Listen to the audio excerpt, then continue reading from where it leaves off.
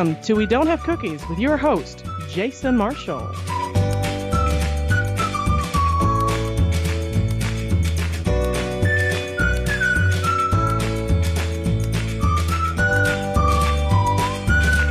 Hey everybody, thanks for downloading the show. I have a great one for you today.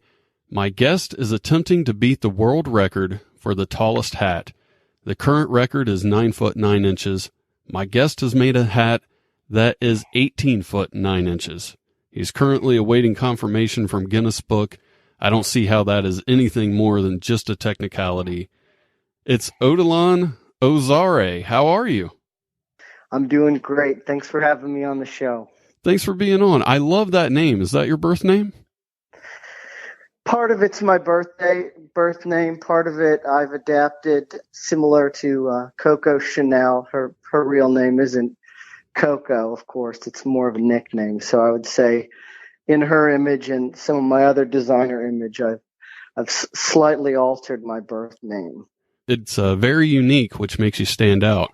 Odilon is a famous painter, 19th century painter that I am a fan of. So I take a bit from that, and I'm a big follower of the art world.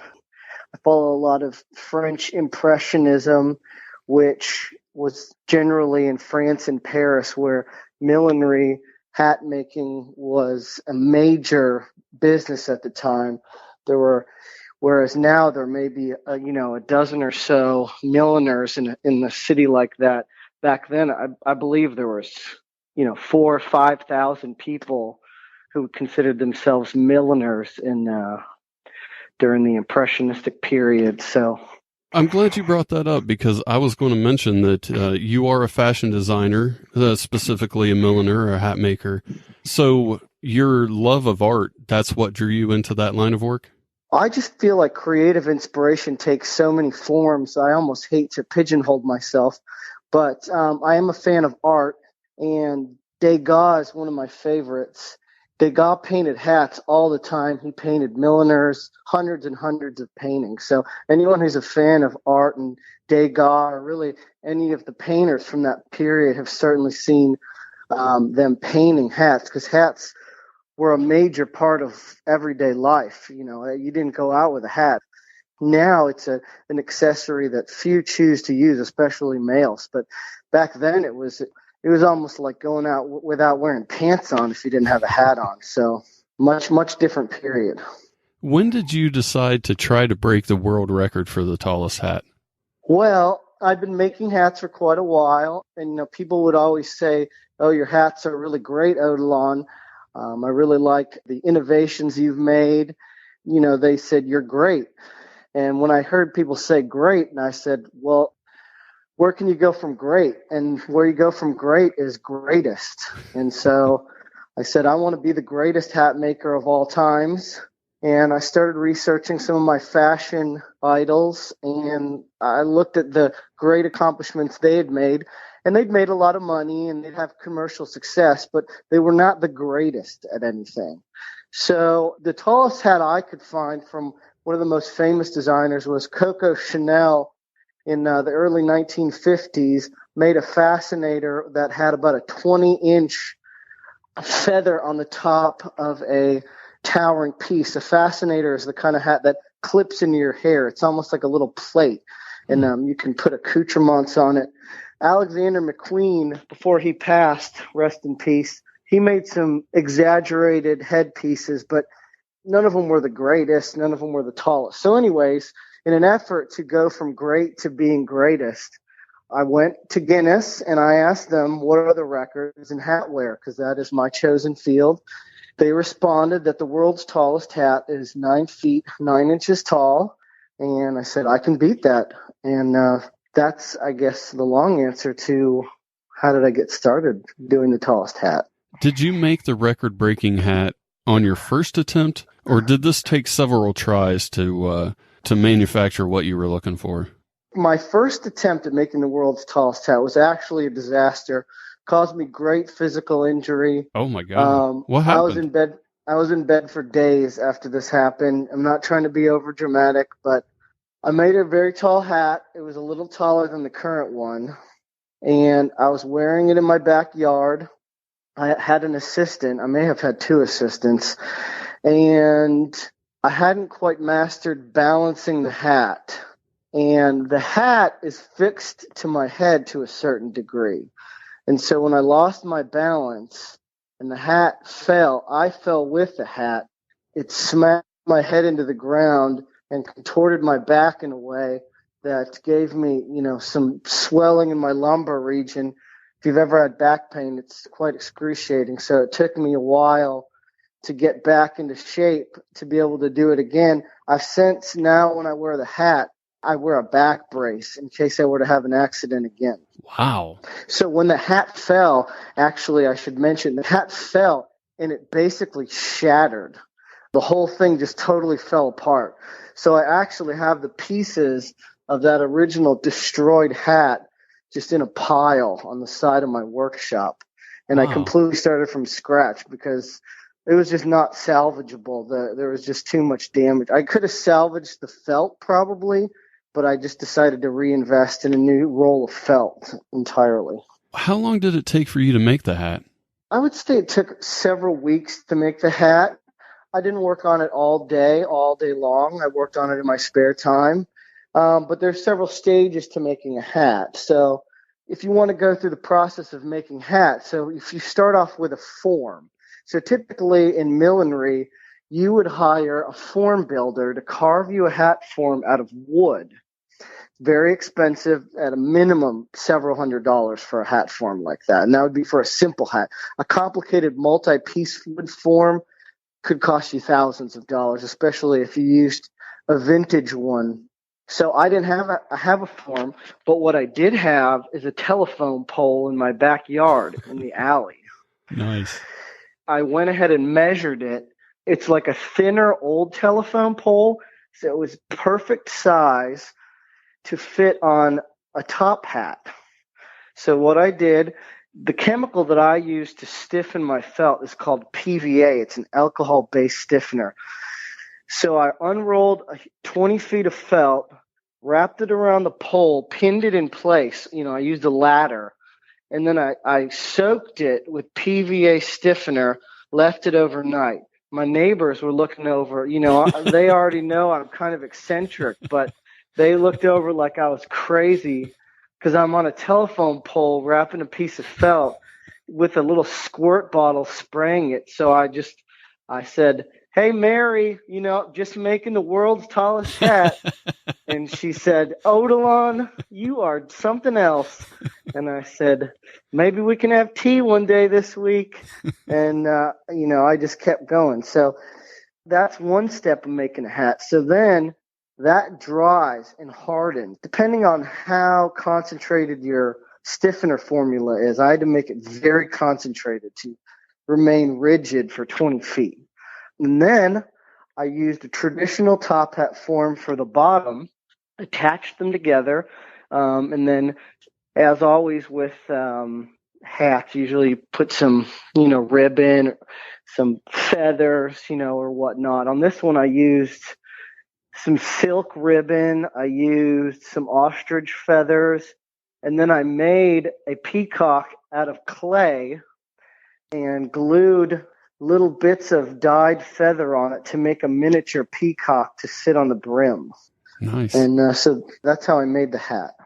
You said in the interview that I saw of you on the news, you're awaiting confirmation from the Guinness Book of Records. What's the journey been like there, dealing with the Guinness Book? I've heard of people climbing Mount Everest, and on the way up, the road is marked by the dead bodies of people that have come before you. Mm-hmm. And I would say that it's a similar journey going through a Guinness record. Just my interactions back and forth with them, I can feel the presence of hat makers who have fallen to the grueling process along the way. I can feel them in the rules because the rules get very specific. So you can tell that people have tried to use subversion to try to get the record in a way that Guinness did not feel satisfied the integrity of their establishment. It starts off with a Guinness. You might think like, hey, You might be sitting there right now and thinking, I'm going to make the world's biggest pair of underpants or something like that. You can't just go out and buy some fabric and sew together the world's biggest underpants. It's much more complicated than that. So the process with getting a Guinness record is first you would go to their website. You would search for current record holders. So for a hat, you would go and look up hat. It'll tell you all the records related to hat, including world's tallest hat. You would then apply.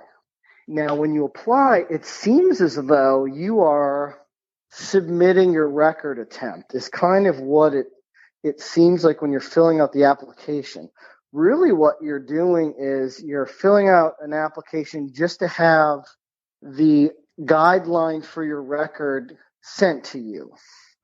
So they're a private business. They don't just, they're not like a government organization. So you could pay a premium to have the process shortened significantly, or you could basically get in line, which typically takes about 3 months before you receive a complex set of instructions for your record.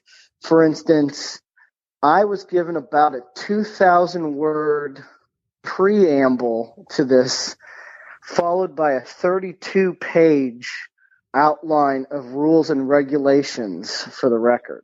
If that gives you any idea of how serious they take these records. Yeah. That's do you want me to go on with that? Yeah. No. So when you get the rules, they're really specific. So some of the things that are really demanding, I'm finding the most difficult right now is, you just can't have, your neighbor Mary come over at tea time and get out a tape measure and take a picture and send it to Guinness. They want you to get, one, a licensed surveyor who is willing to basically sign a legal document that he is qualified to take these measurements, what his qualifications are, the device he's going to use, and attest to the fact that it can measure up to 0.01 millimeters in accuracy. And then he has to sign these documents, send them in. Then you have to get 2 or more other people to see the entire measuring and something I'm going to mention now. And those 2 people, they recommend them being high-profile members of your city. So they say lawyers, doctors, policemen, people who have a reputation for being honest. Then they go back and interview all these people to make sure the facts that are presented came from them and are genuine. And they also make sure they do research to make sure that there is no affiliation between the record applier and the witnesses. So for my record, I thought I had good enough because I had a video of it being measured. I had video of me walking in a parking lot with it. I had the news cover it. No good. All that is thrown out. They said, Odilon, this is garbage. You need to send us some more serious presentation. So they said they want me to walk 30 feet, filmed multiple angles with my hat on. They said that I cannot be wearing any clothing or have my hair covering my neck. So they said that though you're allowed to use straps, they cannot be visible. There was a whole list of rules. I'd have to get them out. But basically there's you can gather what other people have attempted to do to break the record previously. Yeah. And they've made rules to make that not possible. You know what you buying what I'm selling? Yeah. Is there any way that you're able to, I don't even know if this is allowed. So if it's not, I totally understand. Or if you just don't want to, but is there any way you can send pictures of the rules and different things from them that I could post on the Facebook page for listeners to look at alongside of this? I wouldn't mind, but I would like to contact my record manager, who's my personal manager. Mm-hmm. But they sometimes take up to 2 weeks to respond. Honestly, wow. I've contacted them before, so clearly there's a lot of people trying to break world records, and the rules are very important. They say that 30% of their submissions are turned down based on simple rules violations. So there might be some writing that says I can't talk to a podcast about it. While I haven't read that, it's such a long book, I wouldn't be completely surprised. So Yeah, I had no idea. I mean, I knew that there had to be some kind of regulations and rules that went along with this, but I was watching a TV show called Comic Book Men, and they were trying to set a world record for people dressed like Jay and Silent Bob. And all these people showed up. Guinness Book Record representative came to the event, and they wrapped the whole thing up in a matter of hours. And this is nowhere close to that kind of a situation. This is you unreal. can do that. See, that TV show has a budget. Mm-hmm. So you can grease the Guinness wheel. To do something like that, one, you'd have to pay for a speedy acknowledgement of your record attempt, which I believe is about $800. Wow. And then you'd have to pay for a Guinness official, which I'm not familiar with that, but you would have to pay for that service, and I'm assuming you have to pay for their travel expenses and their lodging and probably their food. So I think when you see these TV shows getting a record on TV, you know, a TV show has an enormous budget. It's a drop in the bucket for them to pay a couple $1,000s for that to happen. So, and I'm not criticizing Guinness. They're like a business, just like you and I work for a business. So, you know, they're not just operating in a, you know what I mean? Like I said, it's not like the U.S. government record organization. It's a private business who publishes books, and, you know, they provide a service. So I guess that would be a service they provide, is they give you a Guinness qualified person to come to your event. And it has a certain cachet, I think, also to have the Guinness rep with the Guinness, you know, lapel pin on and all that on TV. So that put a funny image in my head of a Guinness Book representative that does work for the government. It's kind of like your mailman. He just stops by every day, knocks on the door, asks if there's any records there that need broken. You say no, and he walks on to the next house. In the video that I saw of you on the news, which listeners can see if they go to the Facebook page, facebook.com/we-don't-have-cookies, you were having dinner in a restaurant wearing the hat. It was so big, I just can't imagine that it can fit in a car. How do you take it places? Well, I actually had to have someone drive behind me with the hat hanging about 10 feet out of my car. And we took back roads, and still about 4 blocks from the restaurant, we got pulled over by a police officer. He got out of his car after he pulled us over, waving his hand saying, "What the hell do you think you're doing?" And I got out of the car and I said, "You know, you may not recognize me, but I'm, you know, a well-known local artist and designer, Odilon Ozare. What I'm doing here is not goofing around. I'm trying to bring a Guinness Book of World Records to our town and bring a little positive cultural energy to Tampa and to Seminole Heights." He said, "Well, how about I follow you the rest of the way, sir? Nice. Appreciate what you're doing for us." Oh, that's and a good he story. got in his car, and, you know, I got like the mother in labor treatment, as you might call it. Yeah, that's a nice story. I like that. It all ended well. Which leads me to my next question. How do you store it? Oh, golly me. That is quite a bone of contention. Fortunately, I have a long hallway in my house, and that is where I stored it. It was temporarily outside under an awning, but I didn't want it to get moldy and mildewy. Yeah. So I got it in the hallway. And I would say that the hat spent 2 months in my hallway, nearly ending my relationship with my partner and putting me out on the street. Honestly, is how high the tension got in my house, because you would have to step over the hat to go to the bathroom or to go into the bedroom. So late at night, when my partner would have to go to the bathroom, they would get up and trip over it, and I'd fall, and they'd just start screaming, "It's you or the hat." I could see that. You know, that was a really hard time for me, not to mention the other thing that was, you know, this may seem a little bit silly, but we have 12 cockatiels Oh, wow. And the hat has peacock feathers all over it, and it has a miniature clay peacock that I have decorated with feathers that I've taken out of the bottom of my cockatiel cages.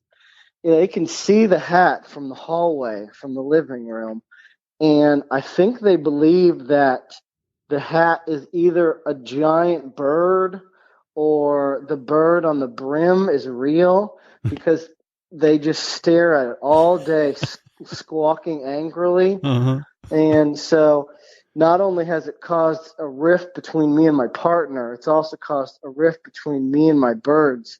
I suspect that they know it's me who's brought this into the house, or possibly my partner has told the cockatiels that I'm the one who brought this hat and this bird in the house, and that is why they're treating me differently than they did before. What do you plan on doing with the hat once the record has been broken, everything's confirmed? What are your plans with it? So the hat, where we had dinner that night, was Ella's Folk Art Cafe, which is a haven for eccentric artists. And the owner of Ella's Folk Art Cafe has taken a liking to my hats. She wears my hats to events all the time. She wore one of my hats to the Kentucky Derby this year. Wow. And so when I told her about this adventure I was about to set on, she said, we would love to hang your hat in Ella's Folk Art Cafe so that everyone can come and see it, because Tampa has the world record for the world's longest sidewalk. And people come from all over the world to see that sidewalk. And I just see this being a compliment to that, and people coming from all over the world to see the world's tallest hat. Now they can see the world's greatest of two things, for one. So what's going to happen is Ella's Folk Art Cafe is going to hang the hat from the ceiling. They have a very tall ceiling. It's about 25 feet tall. And people will be able to come enjoy a nice pork chop or some chimichangas. And, you know, while they're eating, they can look at the world's tallest hat, and hopefully right next to it will be the plaque that has Odilon Ozare right on the dotted line. I have one last question for you. Is there a human-sized, upright walking cat in that hat? No, there is not. I've got a kitty named Freckles, but she's only about 2 feet long, and if I tried to put the hat on my cat Freckles, it would certainly crush her to death, so I wouldn't dare to do that. Odilon, I want to thank you for being on the show today. Is there anything you'd like to promote before you go? Well, I would just say that the world's tallest hat is just the first of many. I've since applied to 6 more records, and I'm awaiting for the rules and approval to accomplish those records. I always say greatness is a habit, so I'm going to be the greatest at this, but I think I'm going to be the greatest at many more things. Well, I'd like to have you back on it once you've officially set the record. Are you up for that? Yeah, I'll be on whenever. It was great talking to you. Yeah, I want to thank you once again for being on. It was a great time. I'm going to take a quick break, and I'll be back.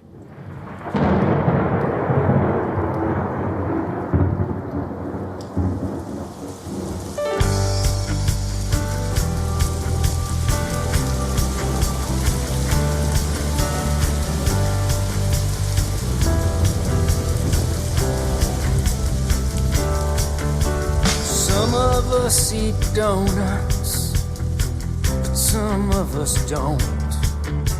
Some of us switch to daylight savings time, but some of us just won't. Well, these differences would tear us apart if a strong bond weren't there. Fortunately, there is one thing all of us like to share. What do all Canadians do together?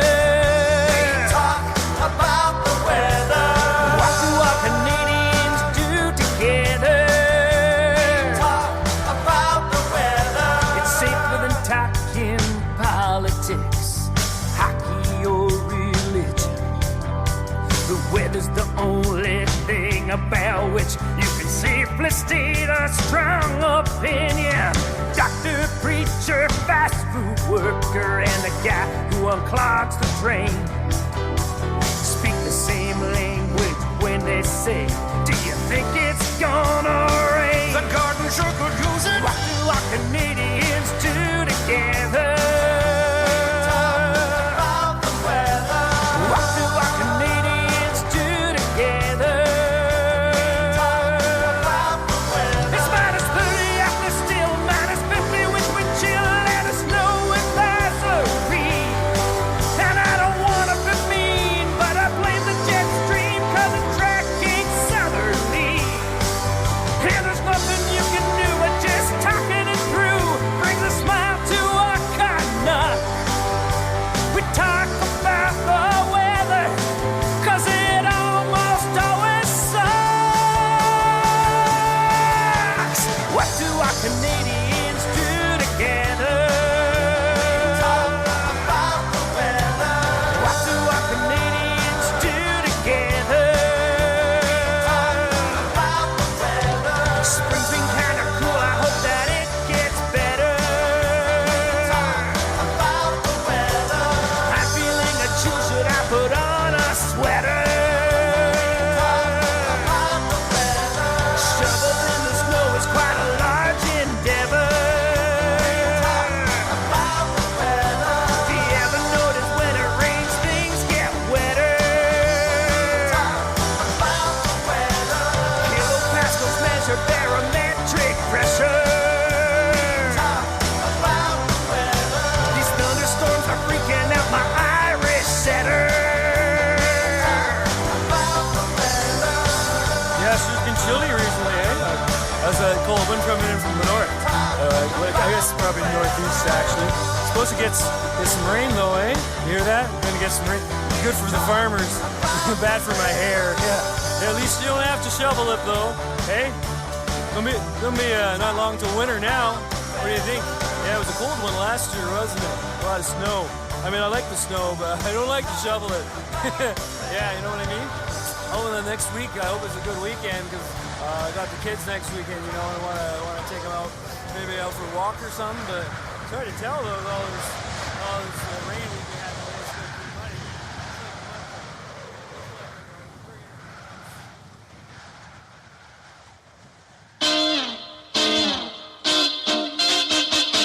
muddy. Needing help to remove any obstacles or challenges that might be holding you back from success in your business or personal life?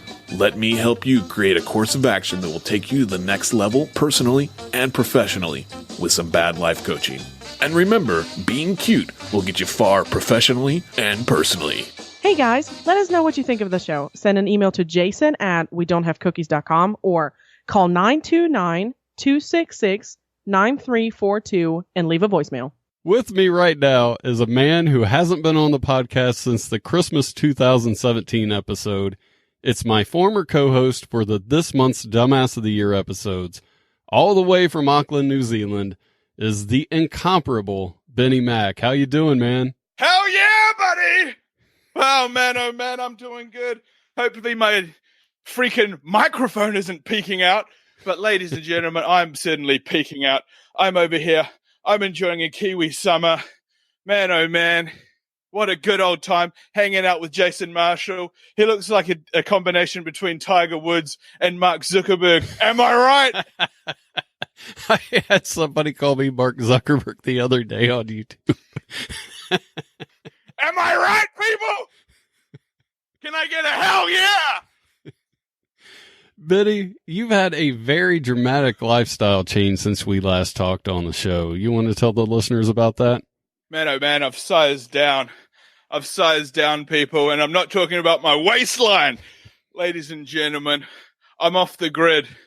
And I'm not talking about, well, yeah, I'm actually talking about solar power. But yeah, I've got a van. I've got a mobile home, people. I'm living in the van by the river. Ladies and gentlemen, living off the grid. It's golden opportunity. And I've got these sort of deep cycle batteries. I've got a chemical toilet I can shit in. Ladies and gentlemen, it's living the dream. And you can have that opportunity too. but it's hashtag van life. Look up hashtag van life and watch this space. Over to you, Mark. Over to you, Zook. I was going to bring up the hashtag van life. I thought we got froze there for a second, but one thing, this is the reason I really wanted to have you on. I wanted to catch up with you, but a listener made a song and I have to play it for you. Are you ready? I'm ready.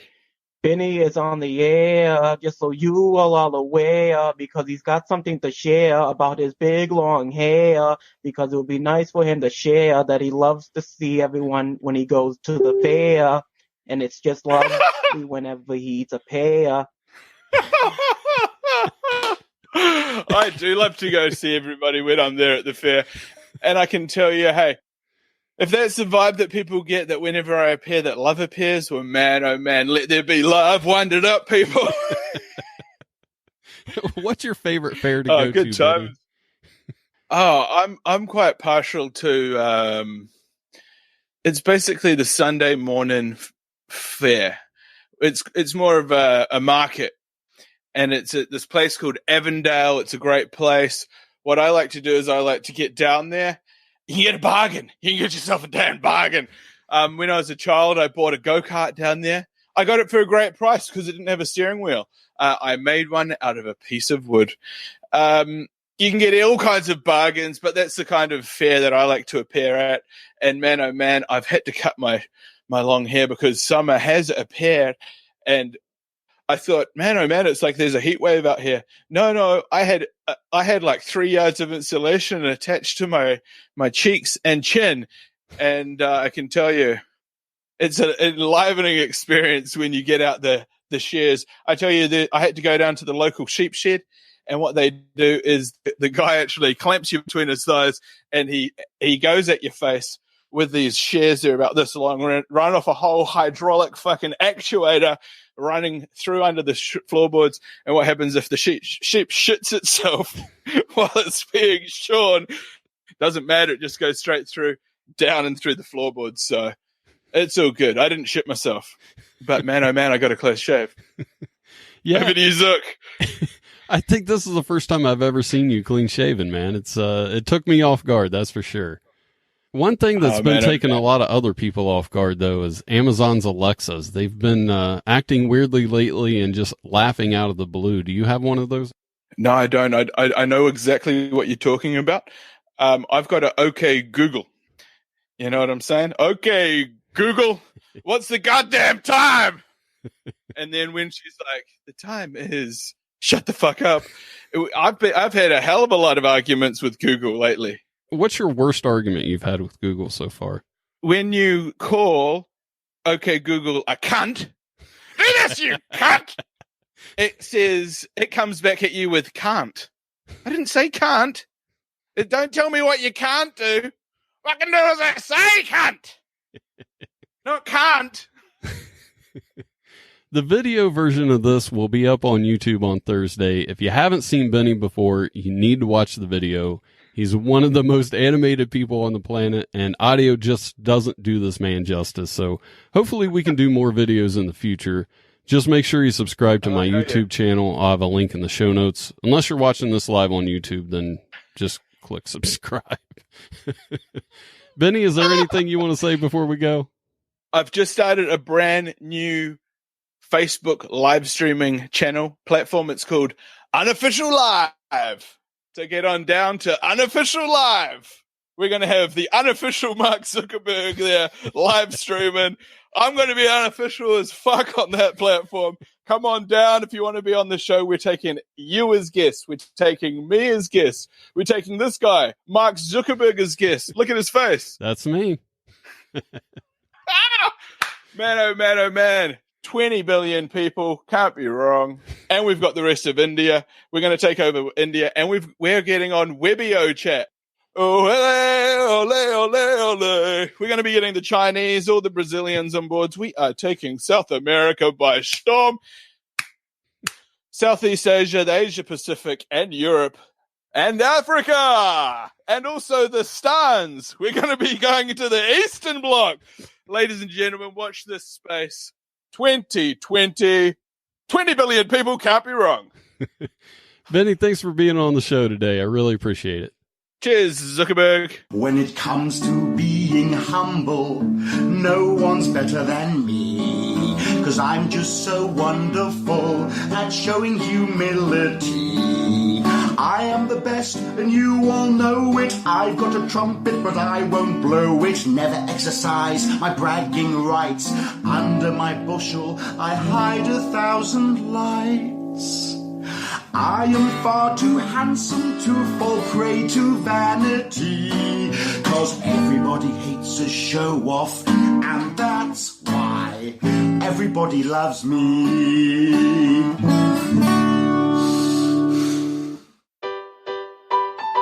G'day, Beach here from the BS Pod and also newpodworldorder.com. This is one for you mathematical geniuses out there. Did you know every 60 seconds in Africa a minute passes? That's not even a lie. Those Africans have it right. Want to contact the show? Send an email to jason@wedon'thavecookies.com or call 929-266-9342 and leave a voicemail. Like I've said before, I'd love to hear from you guys. I answer every email and comment on social media, or at least like and retweet stuff on social media, and listen to all the voicemails, so keep them coming. It makes this a lot more fun. In addition to this week's listener-created song, I also got this question. What's up, Jason? This is Jake here. I have a question. Why does Dan Severn hate Choo Choo Stew? Why? Thanks for the question, Jake. The answer is, Stu had to sing the song "We Don't Give a Damn" about the whole state of Michigan as a punishment on an episode of martial law between him and Mama Kate. My buddy UFC Hall of Famer Dan the Beast Severn is from the state of Michigan, and he didn't appreciate Stu singing that song. You can hear it all go down by listening to the episode called Martial Law, Dan Severn versus Choo Choo Stew. I'll have a link to that in the show notes so you can get all caught up. That question was DM'd to me by @mushroom_Hudson on Twitter. You can follow me on Twitter. I am @JasonMarshall2. That's Jason Marshall followed by the number 2. I'll have a link to that in the show notes as well. Speaking of Dan Severn and martial law, I'm waiting to hear back from Ken Shamrock's representation about the two of them facing off on an episode of martial law. I should know more by next week. Once I do, I'll let everybody know what's going on. Both of them have agreed to do it when they were guests on the podcast, so hopefully that'll be going down next month. I mentioned back in January that the podcast would be available on Amazon's Alexa soon. I haven't heard anything back for a while, but last week I found out that I will be one of the first podcasts that my media host will make available as an Alexa skill, and their developers are working on it right now. As soon as it's available, I will let you guys know. And if you have an Alexa device, please make sure you enable it so my media host can see that it's being used. Maybe that's why all the Amazon Echoes are laughing. They are being loaded with episodes of We Don't Have Cookies. I want to thank my media host, Lipson. Out of the double-digit thousands of podcasts that they host, this podcast will be one of the first 40 that they are going to do that for. That's pretty damn cool. Speaking of pretty cool, I meant to bring this up a couple of shows ago, but I finally got a download in Vermont, which means the podcast has been downloaded in all 50 states. In my podcast stats, I see where they have a breakdown of the states. There's a spot that just says United States. So for all I know, I hit 50 a long time ago. It just didn't fall under the particular state. But I was psyched to see that. The podcast has legit been downloaded in over 120 countries over the last 2.5 years. But finally, it has been downloaded in all 50 states too. I want to thank my guests Odilon Ozare and Benny Mac for being on the show. It was really nice catching up with Benny. I want to thank the Arrogant Worms for letting me play their song We Talk About the Weather, and Barnaby Griffin for letting me play his song The Tastiest Humble Pie. Thanks to Dave Nelson and Beach for their segments. Thank you to everyone who retweeted, liked, and shared last week's episode. I'll shout out the Twitter handles of anybody who retweets this episode on next week's show. And next week, my guest will be the man who was the third most frequent guest last year. It's comedian and Facebook user Mike Canistero. Before I go, don't forget the video version of the conversation that I had with Benny Mac will be up on YouTube this Thursday. So make sure you subscribe to my channel. Benny is so animated and full of energy. Watching him is hilarious. You have to see it. I'll have a link to that in the show notes as well. Or you can just search for We Don't Have Cookies on YouTube. All right, that's it for me this week. Please leave a review wherever you're listening to this and keep spreading the word. It's the only way the show can grow. I'll talk to you next week.